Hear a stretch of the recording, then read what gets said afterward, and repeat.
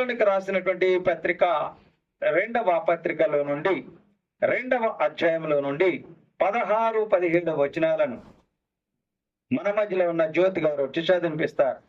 తెస్సలోనికి రాసిన 2వ పత్రిక 2వ అధ్యాయం 16, 17 వచనాలను. మన ప్రభు అయిన యేసుక్రీస్తును మనలను ప్రేమించి కృపచేత నిత్యమైన ఆదరణయు శుభ నిరీక్షణయు అనుగ్రహించిన మన తండ్రి అయిన దేవుడును మీ హృదయములను ఆదరించి ప్రతి సత్కార్యమందును ప్రతి సద్వాక్యమందును మిమ్మల్ని స్థిరపరిచిన కనుక ఈ కొద్ది వాక్యం దేవుడు దీవించిన. చదివిన వాక్య భాగంలో నుండి మనము కొద్ది నిమిషాలు దేవుని వాక్యాన్ని ధ్యానము చేద్దాం. తెస్సలోనికి రాసినటువంటి 2వ పత్రికలో నుంచి 2వ అధ్యాయంలో 16, 17 వచనాల్లో మనము గమనించినట్లయితే మన ప్రభు అయిన యేసుక్రీస్తును మనల్ని ప్రేమించి కృపచేత నిత్యమైన ఆదరణయు శుభ నిరీక్షణయు అనుగ్రహించిన మన తండ్రి అయిన దేవుడును మీ హృదయములను ఆదరించి ప్రతి సత్కార్యమందును ప్రతి సత్వాక్కులందును మిమ్మును స్థిరపరచును గాక. కరుణామయుడా కృపామయుడా కరుణామయుడా నీ కృప చూపయ్యా నీ కరుణను కనబరచుమయ్యా నీ కృప చూపయ్యా నీ కరుణను కనబరచుమయ్యా కృప వెంబడి కృపతో నన్ను నడిపించుమా కృప వెంబడి కృపతో నన్ను నడిపించుమా కృపామయుడా కరుణామయుడా నీ కృప చూపయ్యా నీ కరుణను కనబరచుమయ్యా నీ కృప చూపయ్యా నీ కరుణను కనబరచుమయ్యా వృద్ధుడైన ప్రభాముపై కృప చూపించావు 100 ఏళ్ల నాటికి బిడ్డను గ్రహించావు వృద్ధుడైన ప్రభాముపై కృప చూపించావు 100 ఏళ్ల నాటికి బిడ్డను గ్రహించావు వాటి కృప చూపయ్యా నీ కరుణను కనబరచుమయ్యా అతి కృప చూపయ్యా నీ కరుణను కనబరచుమయ్యా కృపామయుడా కరుణామయుడా కృపామయుడా కరుణామయుడా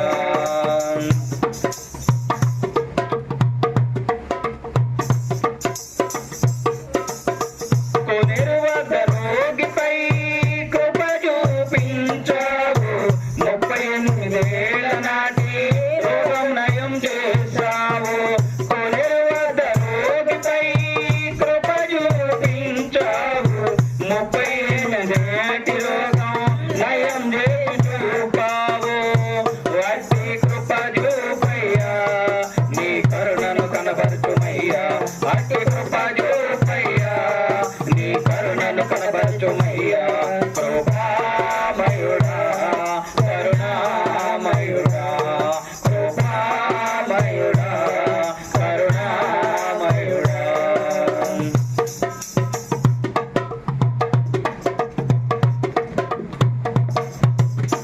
రక్తస్రావ రోగిపై కృప చూపించావు 12 ఏళ్ల నాటి వ్యాధి స్వస్థపరిచావు రక్తస్రావ రోగిపై కృప చూపించావు 12 ఏళ్ల నాటి వ్యాధి స్వస్థపరిచావు వాటి కృప చూపయ్యా నీ కరుణను కనబరచుమయ్యా అతి కృప చూపయ్యా నీ కరుణను కనబరచుమయ్యా కృపామయుడా కరుణామయుడా కృపామయుడా కరుణామయుడా నీ కృప చూపయ్యా నీ కరుణను కనబరచుమయ్యా నీ కృప చూపయ్యా నీ కరుణను కనబరచుమయ్యా కృప వెంబడి కృపతో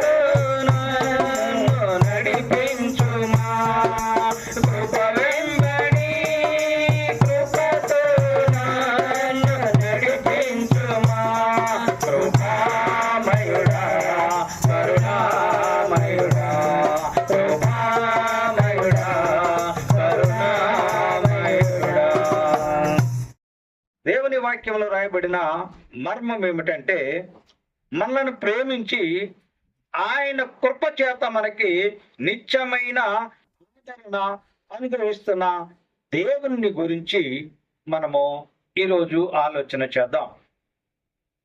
చూడండి ప్రియులరా, దేవుడు మనందరికీ కూడా ఆయన కృపను అనుగ్రహిస్తూ ఉన్నాడు. కానీ అది మనము గమనించలేని స్థితిలో ఉన్నాం.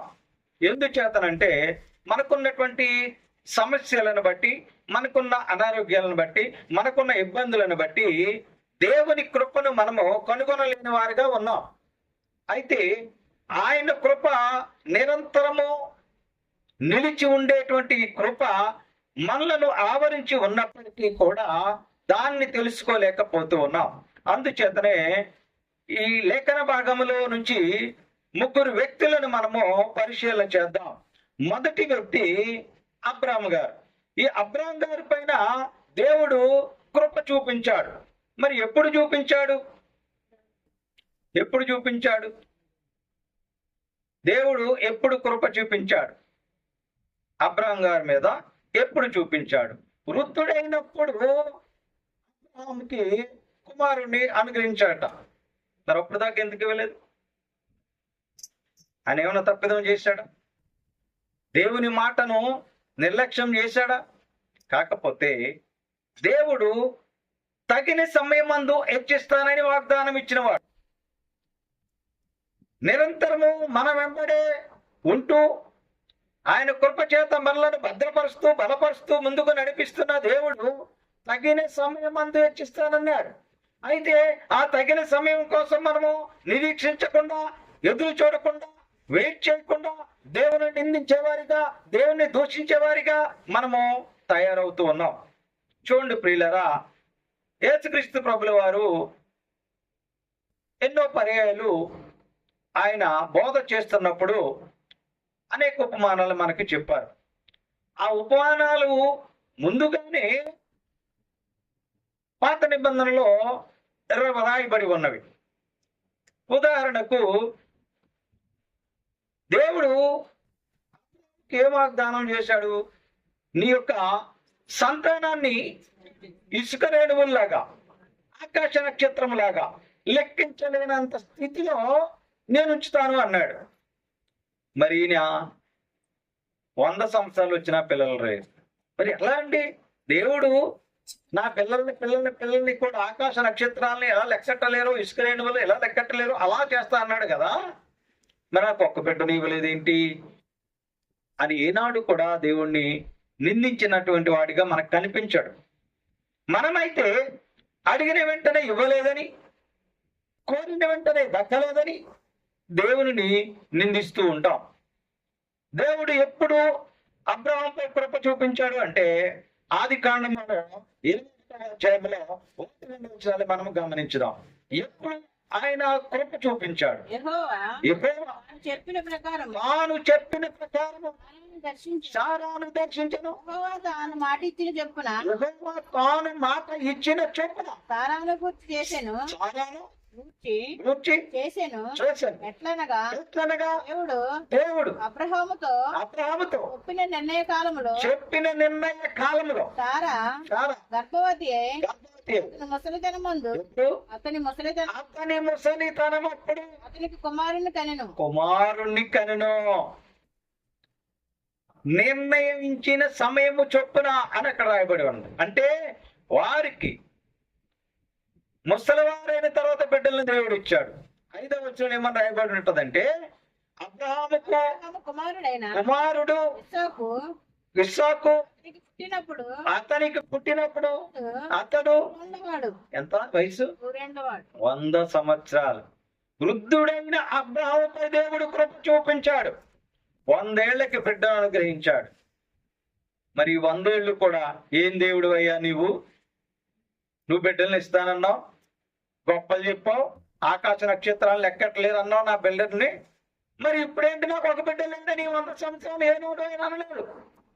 ప్రియులారా, ఆలోచించండి. మరి ఎందుకు ఆయన ఆ సమయం వరకు ఎదురు చూశాడు? అన్న వెంటనే ఇచ్చేయచ్చు కదా దేవుడు. అయ్యా నీకు బిడ్డలు ఇస్తానన్న దేవుడు వెంటనే శారమ్మ గారి యొక్క గర్భాన్ని తెరవచ్చు కదా. ఆమె గర్భం తెరవటానికి అబీలేకుల యొక్క గర్భములను మూసివేసిన రాయబడి ఉన్నది. చూడండి ప్రియులరా, అదే ఆది కాండము 22వ అధ్యాయంలో 1 నుంచి 12 వచనాలు మనము చదివినప్పుడు లేక పుట్టినటువంటి కుమారుణ్ణి దేవుడు అడిగాడు. ఏమని? అయ్యా నీ కుమారుడిని తీసుకొచ్చి నాకు బలి ఇచ్చేయమన్నాడు. మాట విన్నాడా లేదా? విన్నాడా? మనమైతే వింటామా? ఏంటి తండ్రి మాకు ఈ శోధన ఏమిటి? ఇవ్వక 100 సంవత్సరాలకు నాకు కొడుకునిచ్చావా, ఇప్పుడు తీసుకొచ్చి బలి ఇమ్మంటున్నావా? అసలు నీకేమన్నా న్యాయంగా ఉందా అని అడుగుతాం మనమైతే. ఆయన మాట మారకుండా తీసుకెళ్లి బలి ఇవ్వటానికి సిద్ధపడ్డాడు. అప్పుడు ఆయన అంటున్న మాట, దేవుడు ఆయనతో అంటున్నటువంటి మాటను మనము గమనించినట్లయితే చూడండి ఒకసారి. అందులో 12వ వచనం చదవండి. 22వ అధ్యాయంలో 12వ వచనం చదవండి. అప్పుడు ఆయన చెయ్యి వేయకము, అతనేమీ చేయకము, నీకు ఒక్కడయ్యున్నా నీ కుమారుని నాకు ఇయ్యగని తీయలేదు కనుక నీవు దేవునికి భయపడుతున్నావయ్యా అన్నాడు. మరి మనం భయపడుతున్నామా? మనకు భయం ఉందా? దేవుడు అంటే భయం ఉన్నదా? గమనించండి ప్రియులారా. అందుచేతనే మరొక విషయాన్ని మనం గమనించినప్పుడు 24వ అధ్యాయంలో 1వ వచనంలో గమనించినప్పుడు ఏమని రాయబడి ఉంటుందంటే, అబ్రహాము గడిచిన వృద్ధుడై ఉండెను. చూడండి, అన్ని విషయములలో యెహోవా ఒక్కటి కాదండి, అన్ని విషయములలో అబ్రహామును దేవుడు ఆశీర్వదించాడట. ఏంటంటే నాకు ఒక్క విషయంలో కూడా దేవుడు ఆశీర్వదించడం లేదని మనం సణుగుంటాం, గొణుగుకుంటాం, నిందిస్తుంటాం, దూషిస్తుంటాం. ఆయనకు భయపడ్డాడు కనుక అబ్రహాం కృప చూపించాడు. ముసలిప్పటికీ సారమ్మ గారు నవ్వుకుంది కదా, ఇదేంటయ్యా స్త్రీ ధర్మం ఉడికిన నేను బిడ్డలను ఎలా కంటాను అని ఆమె మనస్సులో నవ్వుకున్నదట. చూడండి ప్రియులారా, అంటే దేవుడు ఆయన ప్రణాళిక చొప్పున ఆయన కృపను మనం అనుగ్రహించడానికి సిద్ధంగా ఉన్నాడు. ఆలస్యం కావచ్చునేమో కానీ ఖచ్చితంగా జరిగి తీరుతుందని చెప్పడానికి ఈ ఉదంతము మనకి కనిపిస్తూ ఉన్నది ప్రియులారా. రెండవ వ్యక్తిని మనము గమనించుదాం. రెండవ వ్యక్తి కోనేరు వద్ద రోగి. చూడండి, యోహాను సువార్త 5వ అధ్యాయంలో 5 నుంచి 9 వచనాల్లో ఆ మాటలు మనకు రాయబడి ఉన్నది. అక్కడ 18 ఏండ్ల నుండి ఎన్నేళ్ళండి? 38 ఏండ్లు నుండి వ్యాధి గల ఒక వ్యాధి గల మనుషుడు ఆ కోనేరు వద్ద పడి ఉన్నాడు. ఆ కోనేరు మరి దేవదత్త దిగినప్పుడు నీళ్లు కదిలినప్పుడు ఎవరైతే అందులో దిగుతారో వారు స్వస్థత పొందుతారంటే విశ్వాసము చేత నమ్మకము చేత అనేక మంది అందులోకి దిగుతున్నారు, స్వస్థత పొందుతున్నారు. కానీ 38 ఏళ్ల నుంచి ఒక వ్యక్తి అక్కడ పడి ఉన్నాడు. ఎందుకని? ఆయన వెళ్ళేసరికి ఎవరొకరు దూకేస్తున్నారు. ఆయన తీసుకెళ్ళేవాళ్ళు లేరు, ఆయన మోసుకెళ్ళేవాళ్ళు లేరు. ఎన్నేళ్ళ నుంచి? ఎన్నండి? 38 ఏళ్ళు. అప్పుడు దేవుడు అతడు పడి ఉండుట చూచెను అని రాయబడి. ఏం చేశారంట అక్కడ? ఆ కోనేరు వద్ద రోగి పడి ఉండుట యేసుక్రీస్తు చూశాడు అని రాయబడి. చూసి ఏమన్నాడు? నీవు స్వస్థత పొందగోరుచున్నావా అని అడిగాడు. అవును తండ్రి, స్వస్థత పడాలనుకుంటున్నాను కానీ నన్ను ఎవరు కూడా తీసుకెళ్ళట్లే, నేను వెళ్ళేసరికి అందరూ వెళ్ళిపోతూ ఉన్నారు. అయితే నీవు లేచి నీ పెరపెత్తుకుని నడువు అన్నాడు. నడిచాడు. లేవలేనోడు 38 ఏళ్లుగా ఆ కోనేరులో దిగటానికి శక్తి లేనివాడు, కదలలేనివాడు, ఎవరు తీసుకెళ్ళలేక నిస్సహాయ స్థితిలో పడి ఉన్నవాడు దేవుని యొక్క మాట చొప్పున ఏం చేశాడు? ఆయన లేచి నడుచుకుంటూ వెళ్ళిపోయాడు. దేవునికి స్తోత్రం. ఎన్నేళ్ళ నుంచి? 38 ఏళ్ల తర్వాత దేవుడు ఆయన మీద కృప చూపించాడు. మరి మనం ఎన్నో సంవత్సరాలుగా ప్రార్థన చేస్తున్నాము కానీ మా ప్రార్థన దేవుడు ఆలకించడం లేదు, మా ప్రార్థన దేవుడు వినటం లేదు అనేటువంటి ఆలోచనతో మనం ఉంటున్నాం. తగిన సమయం ముందు ఆయన జవాబు సిద్ధంగా ఉన్నాడు. నువ్వు ఎందుకు ఈయన 38 ఏళ్ళ నుంచి అక్కడ పడి ఉన్నాడు? దేవుడు తెలియదా ఆయన పడి ఉన్నాడని? సమస్తం ఎరిగిన వాడు కదా దేవుడు. ఆయనకు అనుదృష్టి లోకమంతా సంచరిస్తున్నది కదా. మరి అలాంటప్పుడు ఈ యొక్క 38 ఏళ్ల నుంచి ఆ రోగం అక్కడ పడి ఉన్నటువంటి స్థితి ఆయనకు తెలీదా? తెలుసు. కానీ ఆయనకు ఒక అవకాశం ఇవ్వటం కోసం 38 ఏళ్లుగా దేవుడు పరిశీలించాడేమో. పరిశీలించి ఉండవచ్చు అనటానికి మన దగ్గర ఆధారం ఏమిటి చూద్దాం. వాక్యంలోనే అందుకు సంబంధించినటువంటి ఆలోచన చేద్దాం. 5వ అధ్యాయంలో 14వ వచనంలో చెప్పబడుతూ ఉన్నది ఏమనంటే, ఈ యొక్క స్వస్థ పొందినటువంటి కోనేరు వద్ద 38 ఏళ్ల పాటు పడి ఉన్న వ్యక్తి స్వస్థత పొందిన తర్వాత దేవాలయంలో వీనికి కనిపించాడట. అటు తర్వాత యేసు వారిని చూచి దేవాలయంలో వారిని చూసి ఇదిగో స్వస్థత నుండి నొందితివి కదా, ఎక్కువ కీడు ఇంకా ఎక్కువ కీడు కలగకుండానట్లు నీకు కలగకుండానట్లు ఇకను పాపము చేయకుము. అంటే దీని అర్థం ఏమిటి? ఇంకా పాపం ఇకను పాపము చేయకుండా పాపము చేసి ఉన్నాడు కదా. చేసి ఉన్నాడు కనుక ఆ పాపపు స్థితి అతన్ని పట్టుకుని ఆ కాళ్ళు చేతులు పని చేయకుండా ఆ పడగొట్టేసి నడవలేని స్థితిలో 38 ఏళ్లుగా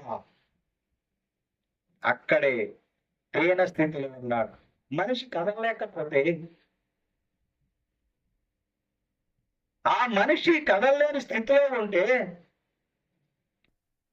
ఆ దౌర్భాగ్యమైనటువంటి పరిస్థితిని మనము ఆలోచించండి.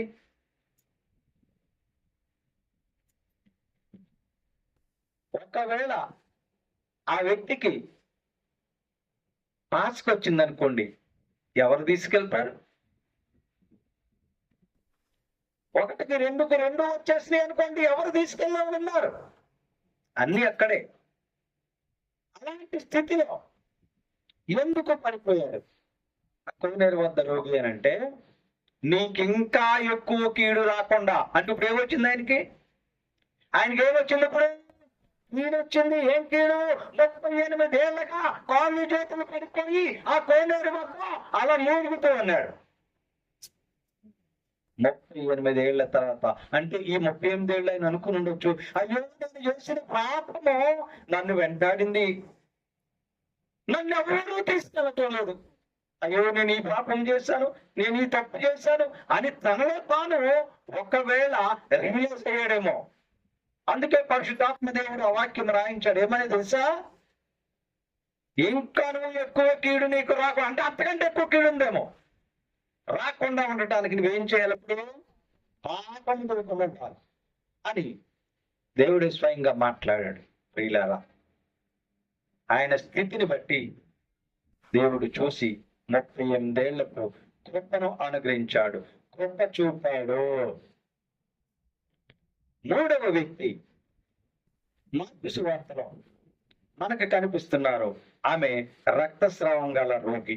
మార్కు సువార్త 5వ అధ్యాయంలో 21 నుంచి 34 వచనాల్లో గురించి రాయబడింది. మనందరికీ తెలుసు కదా, ఆమె 12 ఏళ్ల పాటు రక్తస్రావంతో బాధపడుతున్నది.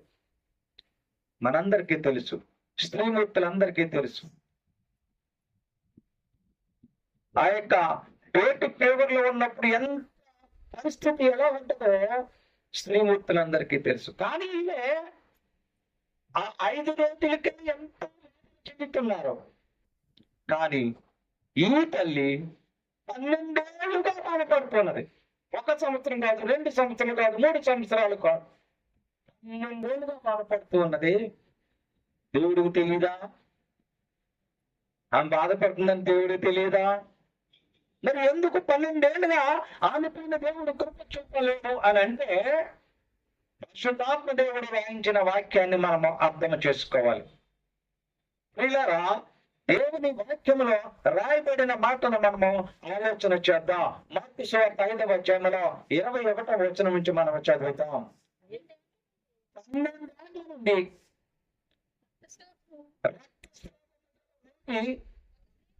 ఒక స్త్రీ ఉండను. ఆమె చూడండి, అనేకమైన వైద్యుల చేత ఎన్నో తిప్పలు పడింది. తనకు కలిగిన ఆస్తినంతా కూడా అమ్మేసుకుని హాస్పిటల్ చుట్టూ తిరిగింది. అయినప్పటికీ కూడా ఏమిటంట, ఎంతో మంది వైద్యులు,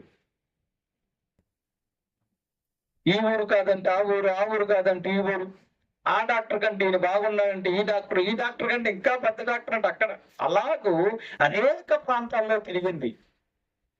అయినా కూడా ఆమెకి ఏమైంది, ఆ యొక్క రోగము, ఆ యొక్క జబ్బు తగ్గలేదు. ఎందుకు తగ్గలేదు? ఒకవేళ రాయించిన పరిశుద్ధాత్మ దేవుడు రాయించినటువంటి ఆ మాటలను బట్టి మనకి విశదమవుతున్నటువంటి నిగూఢమైన మర్మం ఏమిటంటే, ఒకవేళ ఈమె అన్యురాలై ఉండొచ్చునేమో. ఎందుకంటే దేవుని పైన ఆధారపడలేదు, దేవుని తెలుసుకోలేదు. డాక్టర్ అయిన నాకు డబ్బు ఉన్నది కదా అని డబ్బు ఆస్తులన్నీ అమ్ముకుని డాక్టర్ చుట్టూ తిరిగింది. అనేకమైన వైద్యుల చుట్టూ తిరిగినట్టు రాయబడింది. తనకున్న యావస్తు అమ్ముకున్నది అని రాయబడినది. ఇల్లు చేసినా కూడా ఆమెకి ఏమైంది, ఆ రోగము తగ్గలేదు. అప్పుడు అనిపించిందంట, తర్వాత బాగా చదవండి, అప్పుడు అనిపించిందంట, యేసు అంట ఆమెను యేసును గుర్చి విని నేను ఆయన వస్త్రపు చెంగును ముట్టుకుంటే నాకు నయమవుతాదేమో అని నమ్మి విశ్వసించి ఆయన జన సమూహంలో ఉన్నటువంటి ఆయన యొద్దకు వచ్చి ఆయన వస్త్రమును ముట్టెను. వెంటనే ఏం జరిగిందండి, ఆమె రక్తధార కట్టమైంది. ఆయన నుంచి ప్రభావం ఉన్నట్టుగా ఆయన గమనించి, ఎవరో నన్ను ముట్టుకున్నారు. ఇదేంటి, ఎవరో ముట్టుకోటువంటి, ఆయన చుట్టూ జనం ఉన్నారు కదా, అనేక మంది తగులుతూ ఉంటారు కదా, అనేక మంది చేతులు ఆయనకి తగులుతాయి కదా, ఆయన వస్త్రాన్ని అనేక మంది పట్టుకుంటారు కదా. మరి ప్రత్యేకంగా చెప్పారు ఆయన ఏమని, ఎవరు నన్ను నా వస్త్రములు ముట్టినది ఎవరు అడిగారు. ఏమంటున్నా, ఆ చుట్టూ ఉన్న జనం ఎవరు ముట్టుకోలేదు, ఆయన వస్త్రాలని ముట్టుకున్నారు. కానీ ఈమె తన యొక్క రోగము నయమవటానికి ఆయన ఒక్క సాధ్యము అని విశ్వాసముతో వచ్చి ఆ వస్త్రపు చెంగును ముట్టుకున్నది. అనేక మంది ముట్టుకున్నప్పుడు కూడా వాళ్ళు నార్మల్ గా టచ్ అయ్యారు తప్ప హృదయపూర్వకంగా టచ్ చేసుకోలేదు. ఈమె విశ్వాసంతో హృదయపూర్వకంగా దేవుని యొక్క వస్త్రపు చెంగును, వస్త్రం అంతా కూడా కాదు, చెంగును మాత్రమే ముట్టుకున్నదట. వెంటనే ఆయనలో నుంచి ప్రభావం వెళ్ళి ఆమె రక్తధార కట్ అయిపోయిందట, ఆగిపోయింది. ఏమైంది, డాక్టర్లు ఏమైంది, ఆ డబ్బు అనేకమైన వైద్యుల చుట్టూ తిరిగి దానంతా వారబోసుకుని చివరికి మరింత సంకట పడిందని రాయబడింది అక్కడ. చివరికి ఆమె చనిపోయే స్థితిలో ఎవరో యేసుక్రీస్తు ప్రభు అంట, ఆయన స్వస్థతలు చేస్తాడంట. ఆయన నన్ను ముట్టకపోయినా పర్వాలే, నాతో మాట్లాడకపోయినా పర్వాలే, నేను వెళ్ళి ఆయన వస్త్రపు ముట్టుకుంటే నాకు నయమైపోద్ది అనేటువంటి విశ్వాసముతో ఆమె వచ్చి ముట్టుకున్నదంట. అందుకంటాడు ఆయన, కుమారి నీ విశ్వాసము నిన్ను స్వస్థపరిచినది. 12 సంవత్సరాలకు ఒక వ్యక్తి 12 సంవత్సరాలుగా రక్తము కారుతూ ఉంటే ఆ వాసనకు పావులొచ్చి ఈగలొచ్చి ముసిరి అందరూ అసహించుకుని ఎలా ఉంటది ఆ పరిస్థితి? అలాంటి దయనీయమైన స్థితిలో ఆ రక్తస్రావ రోగిపై యేసుక్రీస్తు ప్రభు వారు ఎన్ని సంవత్సరాలు కృప చూపారు? 12 ఏళ్లకు కృప చూపారు. అబ్రహాముపై 100 ఏళ్లకు కృప చూపారు. కోనేరు వద్ద రోగిపై 38 ఏళ్లకు కృప చూపారు. రక్తస్రావ రోగిపై 12 ఏళ్లకు కృప చూపారు. మరి నిన్ను ఎన్నేళ్లకు కృప చూపాలని కోరుకుంటూ ఉన్నావో ఆలోచించుకోవాలి. నిన్ను నీవే పరిశీలన చేసుకోవాలి. కష్టాలతో నలిగిపోతున్నావా?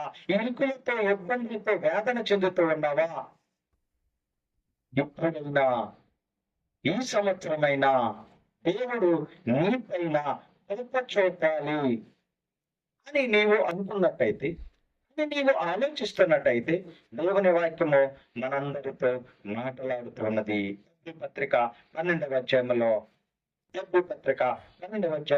15-16 వచనాల్లో చెప్పబడుతున్నది. ఇప్పుడైనా ఎక్కడైనా ఇన్ని సంవత్సరాలకు నీ జీవితంలో కష్టమున్నా, అప్పున్నా, బాధన్నా, వ్యాధన్నా, రోగమన్నా ఏ కూడా దేవుడు నీపై కృప చూపాలంటే, అబ్రహాముపై కృప చూపిన దేవుడు, కోనేరు రోగిపై కృప చూపిన దేవుడు, రక్తస్రావ రోగిపై కృప చూపిన దేవుడు నీపైన, నీ కుటుంబం పైన, నీ బిడ్డల పైన కృప చూపాలి అని అంటే హెబ్రీ పత్రికలో 12వ అధ్యాయంలో 15వ నుంచి 16వ వచనంలో చెప్పబడినట్లుగా దేవుని కృపను పొందకుండా చేదైనా కొలిచి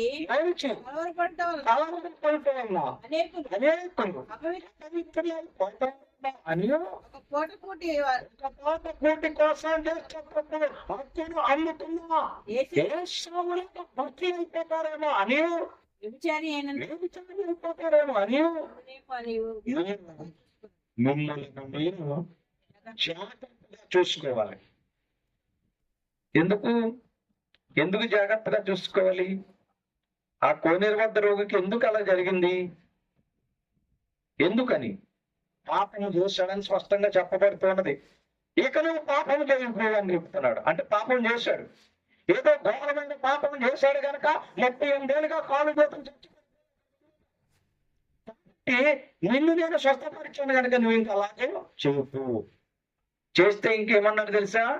నిగూఢముగా మరింత కీడు వస్తుంది నీకు అన్నాడు. ఇప్పుడైతే నువ్వు కాలు చేతులు చచ్చిపోయిపోయి ఉన్నావు, మనుషులు మోచుకెళ్ళగలరు. కానీ నువ్వు ఇంకా పాపం చేస్తే మరింత కీడు వస్తుంది. మరి అది ఎంత భయంకరమైన కీడు మనమే ఇమాజిన్ చేసుకుందాం. ఆయనకు వచ్చిన కీడు అంతకంటే కీడు ఇంకా ఉంటుందా? కాలు చేసి చచ్చిపడిపోయి పక్కన పడిపోయినప్పుడు అంత కీడు వస్తుందట. ఆలోచించండి. ప్రియ సంగమా, ప్రియ విశ్వాసులారా, పరిశీలన చేసుకోండి. ప్రేమిస్తున్నారా, మీరందరూ కూడా దేవుని వాక్యాన్ని ఆలోచన చేయండి. మనల్ని కూడా దేవుడు చూపాలని ఆశపడుతున్నాడు. ఎప్పుడు మనము జాగ్రత్తగా ఉన్నప్పుడు. వ్యభిచారులు అయిపోకుండా ఎలా ఉండాలట? చేదు వేరు ఏదైనా మెరుస్తే, చేదు దేనికి చిహ్నం అండి? పాపానికి చిహ్నం.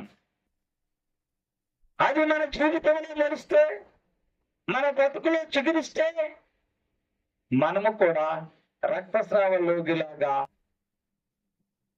కీడును కొని తెచ్చుకుంటాం. కోనేరు వద్ద రోగిలాగా కీడును తెచ్చుకుంటాం. ప్రియ సంగమా, ప్రియ విశ్వాసులారా, ఆలోచించండి. అందుచేత మిమ్మల్ని మీరు జాగ్రత్తగా కాపాడుకుంటే కాదు గాని ప్రార్థన చేయాలని వాక్యం సెలవిస్తున్నది. కీర్తనల గ్రంథంలో 44వ అధ్యాయంలో 26వ వచనంలో ఒక మాట మనకి కనిపిస్తూ ఉన్నది. ఏంటి మాట అంటే, మీరు ప్రార్థన చేయాలట. ఏమని? అయ్యా, నా జీవితంలో ఎన్నోగా కష్టాలు, ఇరుకులు, ఇబ్బందులు లేకపోతున్నానయ్యా. ఈ బాధలు, ఈ కష్టాలు సహించలేక చచ్చిపోతామనుకుంటున్నానయ్యా. ఎప్పుడైనా, ఎక్కడైనా, ఇళ్ళకైనా నీవు నీ కృపను బట్టి మమ్మను విమోచించు అని ప్రార్థించాలట. 44వ అధ్యాయం 6వ వచనంలో మా సహాయం కృపను బట్టి నీ కృపను బట్టి నీ కృపను బట్టి మమ్మలను విమోచించు. బట్టి. ఎందుకు? ఆ కృప అబ్రహాముపై చూపించాడు, కోనేరు రోగిపై చూపించాడు, రక్తస్రావ రోగిపై చూపించాడు. ఇప్పుడు నీకు చూపించాలని ఆశపడుతూ ఉన్నాడు. అందుకు నువ్వేం చేయాలంటే ప్రార్థన చేయాలి. నాకు సహాయము చేయటానికి లేమో, నీ కృపను బట్టి మమ్మలను విమోచించుము. 19లో 149 వచనం చదవండి. 19 కీర్తనల 149వ వచనంలో చెప్పబడుతున్నది, నీ కృప చొప్పున బట్టి ఈ కృపను బట్టి నా మొర ఆలకింపు. నా మీద ఆలకించుము అని చేయాలి. ఎందుకు ఈ ప్రార్థన అంటే 27వ వచనంలో చెప్పబడుతుంది, నీ కృపను బట్టి నన్ను రక్షించుము, నీ కృపను బట్టి నన్ను బ్రతికించుము, నీ కృపను బట్టి నన్ను కాపాడుము, సహాయం చేయము. నాకు సహాయం చేయము, కృపను బట్టి నీ కృపను బట్టి నన్ను రక్షించుము. నన్ను రక్షించుము. 119:88 చెప్పబడుతుంది, నీవు నన్ను రక్షించడమే కాదు, 119:88 నీ కృపను బట్టి నన్ను బ్రతికించుము, ఈ కృప చేత నీ కృప చేత నన్ను బ్రతికించు. అని మనము ప్రార్థన చేయాలి. ఎందుకు చేతనంటే మనం ఎన్నో సంవత్సరాలుగా శోధనలో పడిపోయి ఉన్నామేమో, వేదనలు అనుభవిస్తున్నామేమో, రోగాలతో సతమతమవుతున్నామేమో, ఇబ్బంది పడుతున్నామేమో.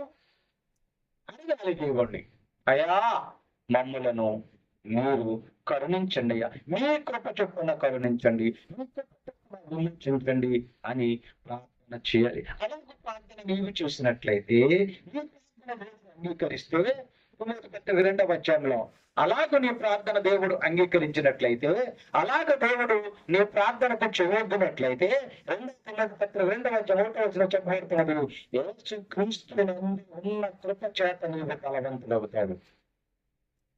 యేసుక్రీస్తునందు ఉన్న కృప చేత నీవు బలవంతుడు అని చెప్పబడుతూ ఉన్నది. ప్రియుల ఆలోచించండి.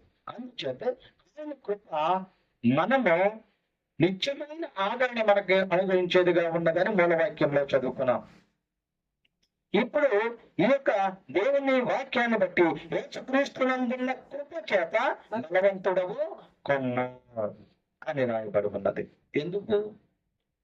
ఆయన కృపామయుడు గనక, ఆయన కృపాతిశయం మన మీద చూపుతున్నాడు గనక, ఆయన కృప ఎప్పుడు కూడా మనల్ని విడిచిపోదట. ఎప్పుడు ఆయన కృప మన వెన్నంటే ఉంటది అనే వాక్యంలో చెప్పబడుతుంది. యెషయా గ్రంథం 54:10 ఏమిటంట? పర్వతాలు పగిలిపోయినప్పటికీ, ఆ యొక్క మెత్తలు పట్టలినప్పటికీ నా కృప నీ పైన విడిచిపోదు, మరిచిపోయి కృప ఎల్లప్పుడూ నీకు కృప చూపించే దేవుడిగా నేను అని ఆయన వాగ్దానం ఇస్తూ ఉన్నాడు. ప్రియులారా, అందుచేత మనము ఆ కృపను పొందుకోవటానికి దేవుణ్ణి ప్రార్థించేవారిగా ఉండాలి. ఎన్ని సంవత్సరాల బాధలున్నా, ఎన్ని సంవత్సరాల కష్టాలున్నా అవన్నీ పడ్డపంచులు అయిపోతాయి. అప్పటి వరకు మనం నిరీక్షించేవారిగా ఉండాలి. అప్పటి వరకు విశ్వాసంతో నిలకడగా ఉండాలి. దూషించేవారిగా కాదు, దూషించేవారిగా కాకుండా నిరీక్షించేవారిగా ఉండాలి. విశ్వాసంలో బలపడాలి. అబ్రహామును 100 ఏళ్ళప్పుడు ఆస్వాదించిన దేవుడిని ఆస్వాదించడా? 38 ఏళ్ళుగా అక్కడ రోగి పడి ఉన్నాడు, చచ్చిపోయాడా? ఆయన పోషించలేదా దేవుడు? ఎవరో కొన్ని పంపించి అన్నం తెప్పించాడు కదా. లేకపోతే 38 ఏళ్ళు అన్నం లేకుండా మనిషి బతకగలడా? 12 ఏళ్ళు రక్తం కారుతున్నా మన శరీరంలో రక్తం లేకపోతే, 8 ఏళ్ళకి తగ్గిపోతే డాక్టర్లు హెచ్చరిక చేస్తున్నారు. ప్రపంచ ఆరోగ్య సంస్థ తెలుగుతూ ఉన్నది 12 లోపు హెచ్పి లెవెల్ అంటే హిమోగ్లోబిన్ లెవెల్ 12 లోపు ఉంటే ఆడవారికి ప్రమాదం అని,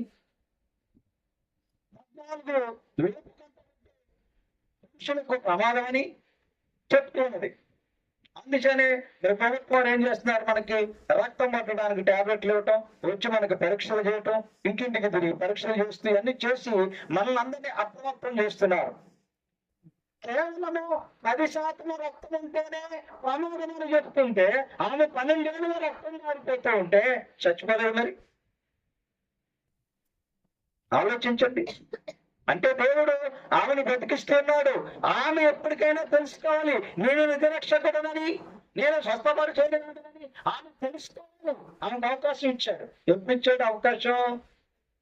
అన్నీ అయిపోయాక, డబ్బులు అయిపోయి, డాక్టర్లు అయిపోయారు, ఇక మరింత సంకటపడి మంచాన్ని గడిపోయింది. అప్పుడు ఇచ్చాడు అవకాశం. అప్పటికి ఆమె ఆలోచన వచ్చింది, ఎవరు? యేసయ్య అంట. యేసయ్య స్వస్థపరుస్తాడట, నేను వెళితే బాగుంటుందని ఓపుకొని కొనగట్టుకుని వెళ్ళి ఆయన వస్త్రపు ముట్టుకుని స్వస్థత పొందింది. మనకా నిరీక్షణ ఇది? ప్రియులారా, ఆలోచించండి. దేవుని వాక్యం అంటుంది, మీ కష్టాలు పెడతాను గాని ఆ కష్టాల నుంచి తప్పించుకునేటువంటి మార్గము చూపిస్తాను. మీకు శోధనలు వస్తాయి, వాటి నుంచి తప్పించుకునే తెలివినిస్తాను. మీరు మోయలేనంత భారం మీ మీద మోయను, మీరు మోయగలిగినంత మాత్రమే మీకు నేను భారం పెడతాను అంటున్నాడు దేవుని వాక్యంలో. ప్రియులారా, అందుని బట్టి మనం ఆలోచించాలి. దేవుడు మన మీద కృప చూపటానికి సిద్ధంగా ఉన్నారు. అయితే అక్కడ పొందుకోవటానికి మనకేదో ఆటంకంగా కల్పిస్తున్నదేమో. ఆ దేవుని కృప మన దగ్గరికి రాకోకుండా ఏదన్నా మనల్ని అభ్యంతరపరుస్తున్నదేమో గమనించుకోండి.